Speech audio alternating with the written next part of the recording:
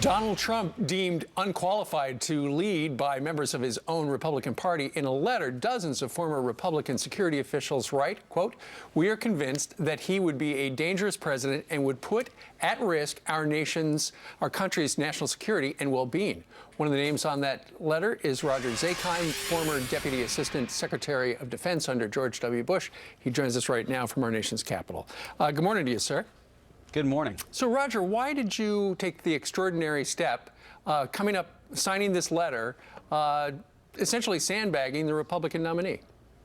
Well, I've had concerns about Donald Trump's candidacy early on, but I think events of the past couple of weeks really crescendoed to the point that national security professionals who have served in multiple administrations for Republican presidents came together and said enough. What happened over the last couple of weeks that changed your mind? I think that it didn't change my mind. I've consistently opposed Donald Trump's candidacy, but I think what resulted in this letter, particularly with the attack on the Gold Star father and mother, was just enough for national security professionals.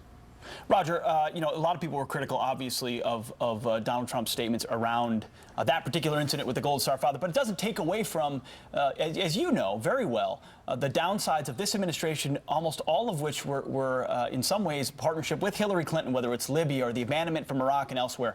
Effectively deciding to come out against Donald Trump has the effect of not endorsing by any means. I know you're critical of Hillary Clinton as well, but it does open up the door for a Hillary Clinton presidency. You say Donald Trump would be dangerous. Wouldn't that lead to just as dangerous of a world? Listen, I think we have a choice here between someone who's bad and someone who's worse, and I'm not going to be confined to either of them. The fact of the matter is we've had real tough challenges in national security over the past 8 years. Hillary Clinton was a part of it. Donald Trump, in many respects, if we actually go to his policies, someone who's advocated many of those policies that President Obama has put in place. So we have big problems in the national security front, whether you look at the Republican nominee or the Democratic nominee. Well, Roger, rather than write this letter and go against your party's nominee, why not, offer to volunteer to advise him, try to change his mind on these things? Well, I think I participated in supporting Senator Rubio's candidacy. In my judgment, Donald Trump is not a Republican. He's not a conservative. And frankly, what the letter bears out is this is someone who doesn't take advice. Well, a lot of people supported other candidates initially and then moved to Trump when the alternative is Hillary Clinton. If he's so dangerous, why are so many members of the military, when you look at polls of military and veterans, they overwhelmingly support Donald Trump, who they believe would untie the hands of our warfighters on battlefields where we're fighting politically correct wars right now? Are there not upsides to sort of blowing up the traditional conventions, which haven't necessarily worked in every corner of the world?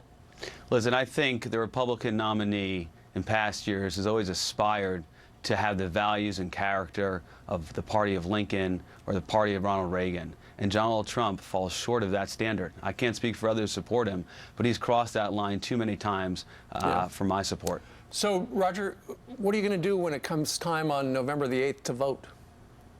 Well, I'm hoping between now and then we'll have another choice. One came out yesterday, someone who served. I'm going to look closely at that. Is Hillary Clinton on your list of potential people you'd vote for? As I said, I don't have to choose between bad or worse. I'm not going to vote for either. All right. Roger Zakheim joining us live from our nation's capital. Roger, thank you very much.